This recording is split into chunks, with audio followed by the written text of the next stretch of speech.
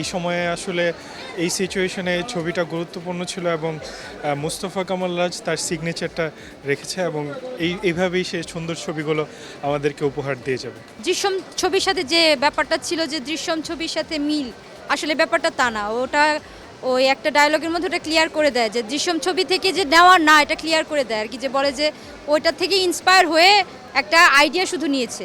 জি, অনেক ভালো ছবি, খুব পরিচ্ছন্ন ছবি, ছোট্ট একটা সুন্দর কাহিনী, কিন্তু খুব সুন্দর ছবি হয়েছে, খুব ভালো। ফ্যান্টাস্টিক, আমার কাছে খুব ভালো লেগেছে।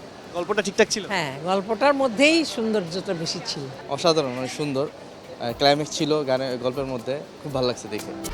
1, 2, 3 ঢাকায় জমি জিতে নিন 100% ক্যাশব্যাক সহ 20 কোটি টাকার পুরস্কার।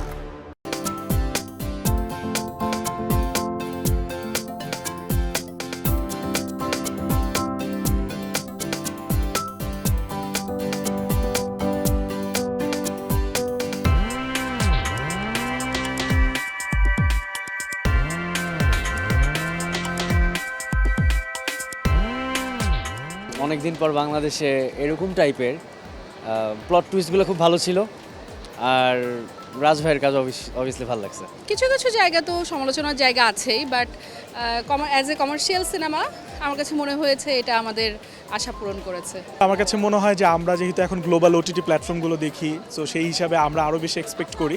সো এইবারের জন্য মানা যায়, কিন্তু পরের বার হয়তো বা আমরা আসলে ভালো টুইস্ট চাই। ভালো লেগেছে। সাধারণত এরকম মুভিগুলো ফিনিশিং ভালো হয় না, কিন্তু এটা সব দিক দিয়ে মিলে ভালো লাগছে।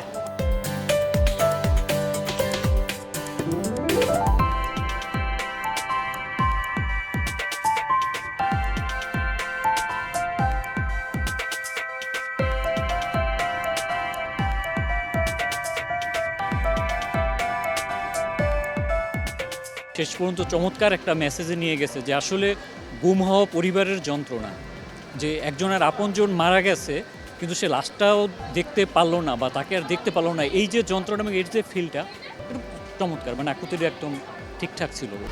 1, 2, 3 ঢাকায় জমি জিতে নিন 100% ক্যাশব্যাক সহ 20 কোটি টাকার পুরস্কার। সিনেমার যে থিমটা নিছে এটা আসলে খুব ভালো। সচরাচর আমরা যেরকম দেখি তার থেকে একটু বিকল্প ধারার একটু। সমসাময়িক সময়ে আমরা আসলে অনেকগুলো সিনেমা দেখছি, অনেক জড়তা থেকেই জীর্ণ দশা থেকে আমরা বের হয়ে আসছি। আমার মনে হয় সবার আবার দর্শকরা হলমুখী হবে, এটাই আমার বিশ্বাস।